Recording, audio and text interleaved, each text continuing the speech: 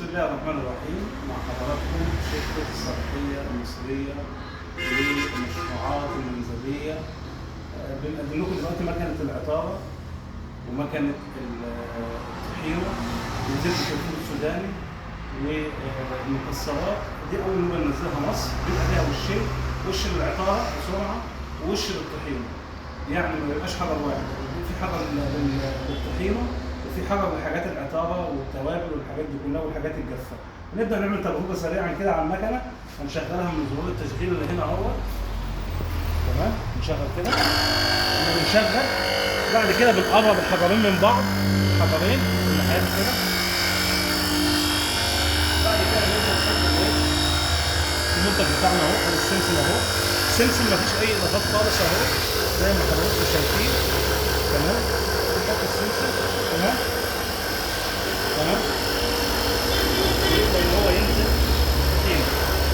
طبعا دلوقتي هي بالشكل ده خشنة شوية. ليه خشنة شوية؟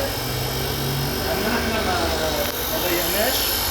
تمام، احنا كنا عملنا فيديو اهو، لما ضيقنا المدخل شوية من فوق بدأت تنزل معانا ايه؟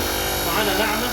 ليه؟ لأن كل ما وسع المدخل، كل ما كمية السمسم تنزل كتير، كل ما تبقى خشنة. كل ما ضيق المدخل كل ما كمية السمسم تنزل قليلة، فينزل الطحينة ناعمة. وطبعا الطحينة الناعمة ليها ناسها، والطحينة الخشنة ليها ناسها. في ناس بتحب الطحينة الناعمة وفي ناس بتحب الطحينة الخشنة.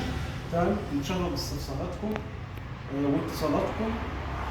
وعندنا ان شاء الله المكنه اللي عندنا ضمان سنه للبيوع والصناعه، عندنا قطع الغيار والصيانه. المكنه دي موجوده في اتصال، المفروض ما شاء الله ده جميل جدا، مكنه سهله جدا. تعالى كده يا ياسر، ليها مقبض بتشيلها منه كده. تمام، لو حبيت تشيلها ولا حاجه.